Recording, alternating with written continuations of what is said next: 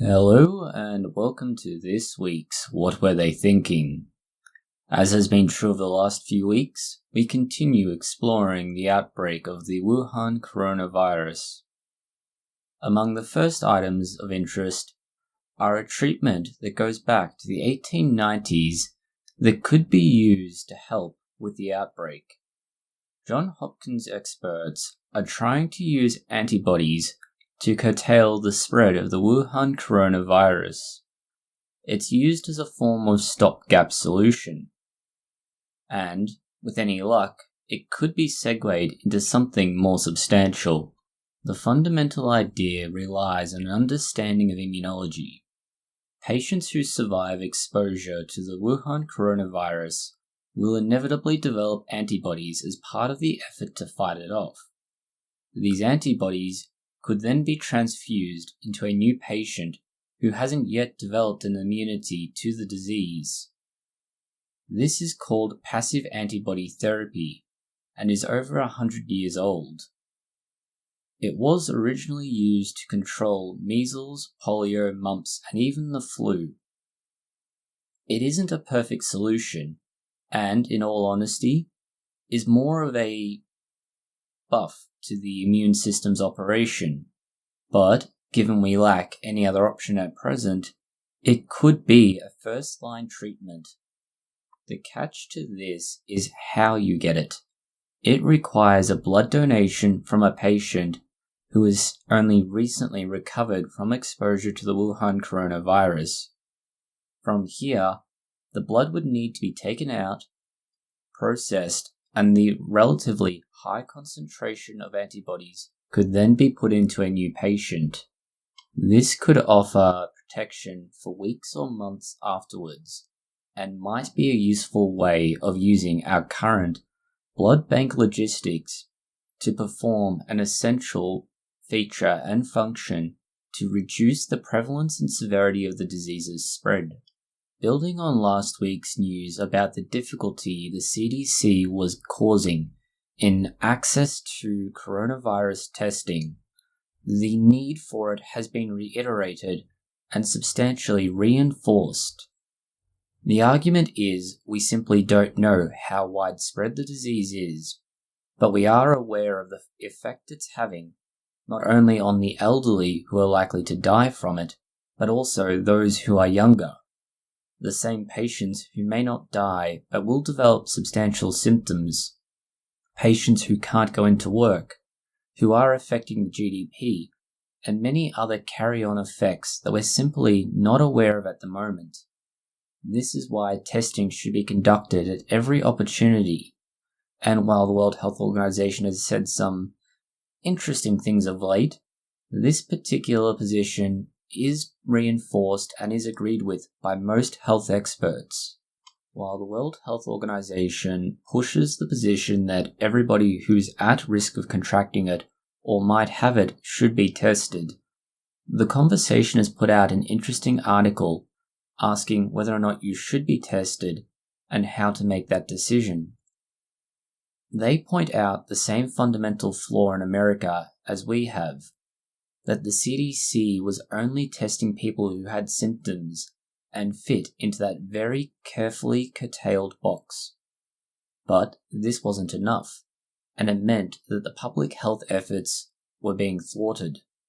They have since relaxed those restrictions and now allow anyone displaying the Wuhan coronavirus symptoms to be tested so long as a doctor makes the referral. Along with relaxing these restrictions, the CDC and the FDA have approved other private companies and laboratories to start issuing or supplying their own test kits. This follows on from a drastic increase in the number of cases and the demands for testing. It was necessary that other suppliers come online and make their products available. At least one manufacturer, Integrated DNA Technology, has already shipped over 700,000 test kits. This, of course, is only going to solve one of the problems, getting enough supply in place. The reality is choosing who to test, and that comes down to a matter of who is at most risk and who would be most beneficial to give these tests to. At the moment, those over 65 are a particular concern, and those who have exposure. Thinking of your hospital staff, doctors, those who are involved in, say, retail, who are exposed to a lot more people and could in turn infect a lot more. People who are the hubs of society around which everybody else rotates. Speaking of possible exposure risks, one paper has brought up the possibility that different blood types could be at greater risk of infection and susceptible to the Wuhan coronavirus than others. In particular, those with blood type A. The study is currently published in a preprint server, and as a result hasn't undergone peer review. But with the pandemic moving so quickly, information like this could be extremely useful in understanding what's happening and how to prevent it. It was written by several Chinese researchers who focused on a little over 2,000 patients who were infected from 3 hospitals in the Wuhan and Shenzhen regions of China. They took the distribution of blood types and then compared it to the sample of patients with the virus. What they found from all this data is that blood group A was at a much higher risk than other blood groups. Then there was blood group O, which had a significantly lower risk. Of course, these are on a very small scale, considering the breadth of the Wuhan coronavirus outbreak. 2,200 patients, of which only a fraction had the Wuhan coronavirus, extrapolated out to the over 180,000 known cases worldwide. We don't exactly have a clear picture, but if it's true, it would make sense. According to the study, there was an approximate distribution of 31% type A blood in Wuhan. There was a 24% type B blood type in Wuhan, 9% of type AB, and 34% type O. But the virus distribution had a 30% in type A, 26% in type B, 10% in type AB, and 25% in type O. They then found similar results in Shenzhen, which does add credence to the results found. In other drastically and quickly changing news, the World Health Organization has backtracked on its recommendation to avoid ibueprofen products for the Wuhan coronavirus. As has been an ongoing issue with the Wuhan coronavirus, results are showing up quickly, but they're not necessarily the most reliable, given what we do and don't know about the disease. This is why until the 19th of March, the World Health Organization was saying that you should not take ibueprofen products, which was a product of a hypothesis put forward by researchers. This was a hypothesis, and there was little to back it up as far as active research of patients with the coronavirus and ibueprofen.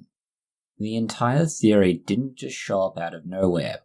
It is based on the biological process of inflammation, which is needed to deal with the virus. Ibueprofen is able to reduce that inflammation and therefore, in theory, could dampen the body's ability to fight off the Wuhan coronavirus, a point recognized by both some of the major manufacturers and government agencies responsible for healthcare. But the reality is there wasn't a substantial body of evidence, and it was all based in theory. Months and possibly years from now, we could find that large data sets do exist that we simply don't have the luxury of accessing at the moment, demonstrating an association.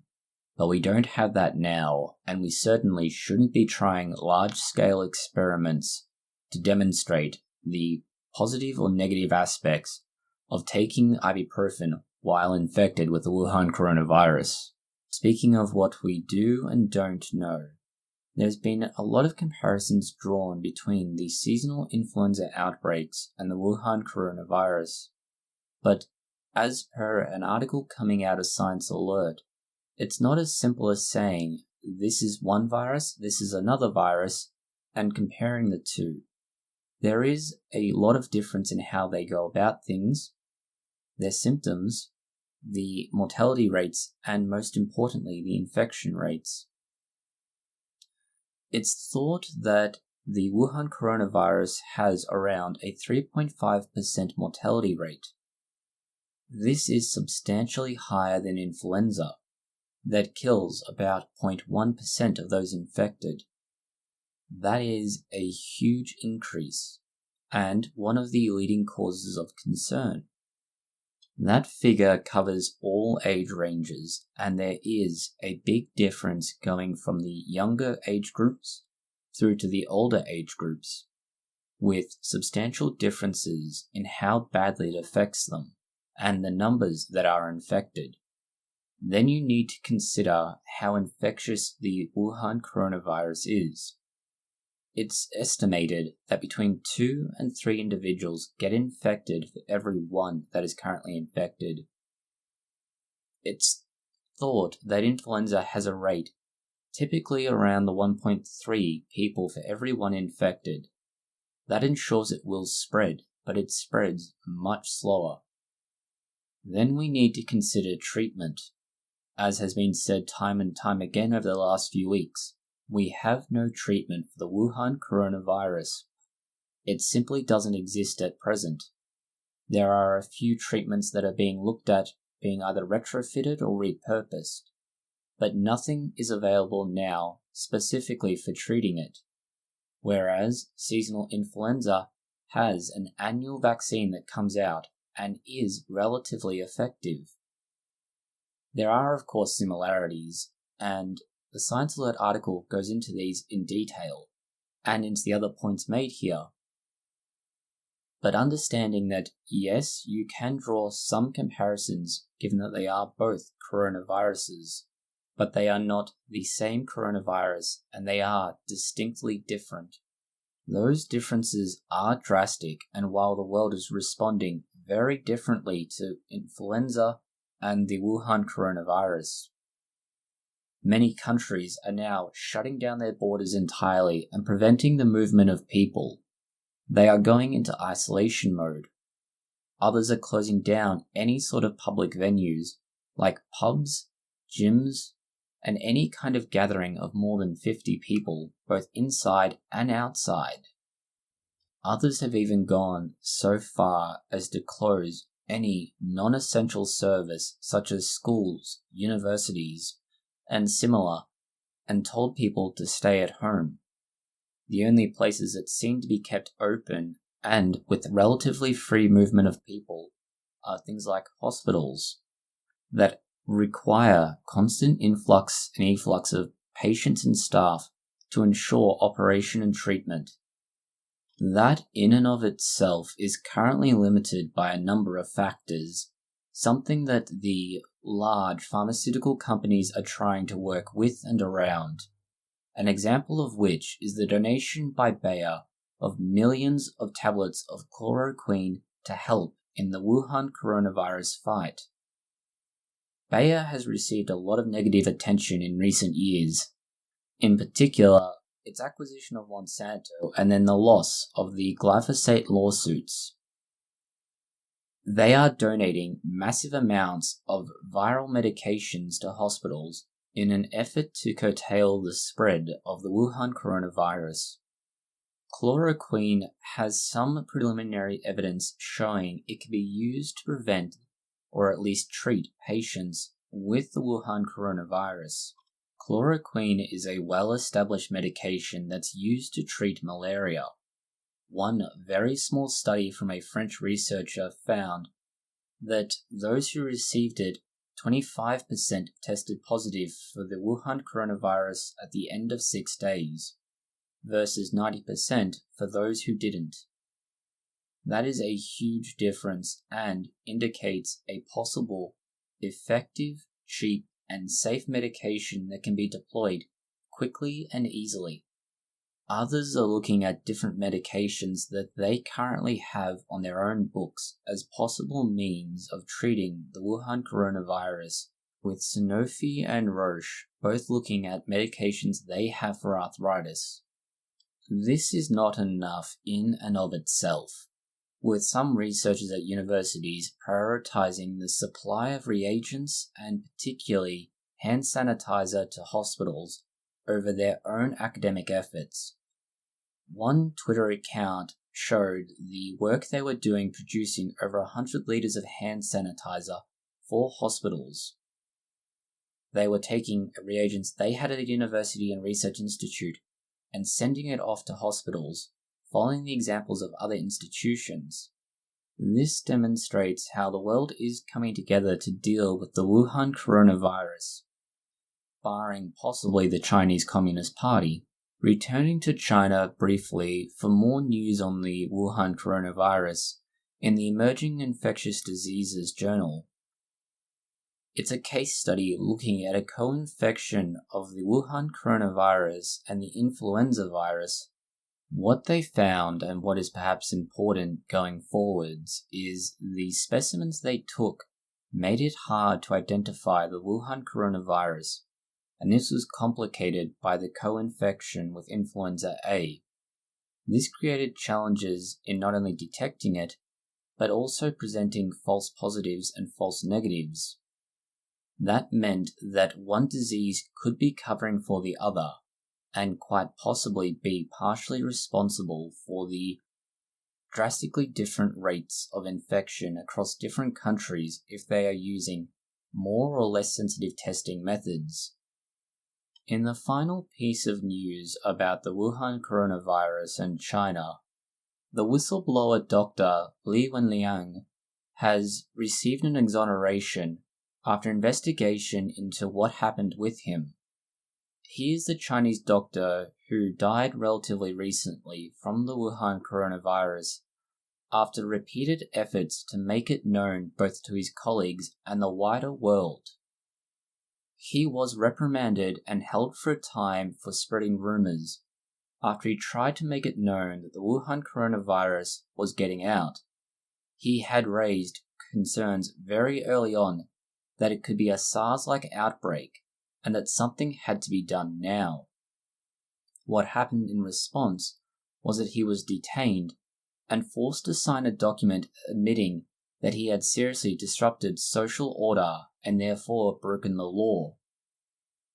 Police at the time said 8 others had been disciplined for spreading similar rumors. Of course, we now know that the 34-year-old doctor who died trying to make it known that there was an outbreak like this was most definitively right and doing the right thing by taking the actions that he did. Of course, the Chinese government never likes to be wrong, and so naturally they had to have it investigated and figure out who was responsible for this horrible misunderstanding and accident. Well, it turns out, according to the official investigation, it was the local police force that was responsible and that they should be reprimanded. But they also hold that the doctor had not confirmed his findings, and by not verifying it, it was not consistent with the actual situation at the time. Obviously, we now know that that is, to put it bluntly, bullshit. They are at least withdrawing the reprimand that was issued to him, which is some small saving grace. But, as has been noted in Chinese social media, the question remains, is that it? Considering what happened and the fallout since, if all they have to say in response to that investigation is, he didn't verify his own statements and the police didn't follow procedure, so we're going to just sweep it all under the rug, that's not enough. Further to that, the same report has reprimanded the general use of describing Dr. Li as a hero, somebody who was an awakener and had tried to warn people. Instead, he's been denounced as an anti-establishment individual, which is an irony given that he was a Communist Party member. Next we have something with a little more levity. NASA's Mars lander has had to hit itself with a shovel to get unstuck. While on the surface of Mars, very little can be done to help one of the remote-operated drones that are stuck on its surface. In this case, the InSight lander was on the surface trying to dig a probe when it became stuck. The means of digging the probe in involved the use of a jackhammer. Mars soil is different to what the scientists had anticipated, and as a result, they couldn't free it using the methods available to them, and so had to think outside the box. As with anything that involves engineering, if at first the soft approach doesn't work, hit it with something solid. Finally, a bit of interesting news on type 1 diabetes. Some research indicates that it could possibly be two separate diseases resulting in the condition we know as type 1 diabetes. This has been known about for millennia. Ancient Egyptian records tell us about sweet urine, and this is one of the more obvious signs of diabetes. But we've never been able to really deal with it effectively. Now, we do have diabetes medications that can, for the most part, control the disease, these being artificial insulin. But that doesn't solve the condition, unlike others where we have been able to at least stop the underlying cause for the most part, and therefore minimize the amount of medication required and the effect it has on the individual's life. Type 1 diabetes has escaped that process, despite how much we know about it. Research published over the last 6 years has indicated that there could be different pathways leading to type 1 diabetes, and this would lead to different karyotypes. If that was correct, we could look at approaching each of these pathologies in a different way and give the best possible treatment. What they found was that children and young people showed two different patterns in the way their proinsulin was produced in the pancreas. Children who were under 7 could not process it properly, and it was released alongside regular insulin. This meant the body was not producing enough and was putting out anything it could. Then they had children who were 13 and over. Those who were 13 and over weren't releasing both proinsulin and insulin, meaning that there was a relatively normal production of insulin. The body wasn't desperately putting out anything that it could. This indicated two different underlying pathologies. If we can figure out what diseases are hitting when and how, there is possibilities that with new technology coming out, we could well replace the cells that are damaged in type 1 diabetes by autoimmune disease and keep them functional, which would allow type 1 diabetic patients to go on living a full life relatively free of their disease. But we need to understand what is happening, when and how, and this study is a step in that direction. It's not perfect, it's not complete, but it is a major step forwards if it can be replicated in larger, more substantial studies. Thank you for watching this video. If you found it interesting, consider liking, sharing, and subscribing. Please post any comments, questions, or suggestions you may have below.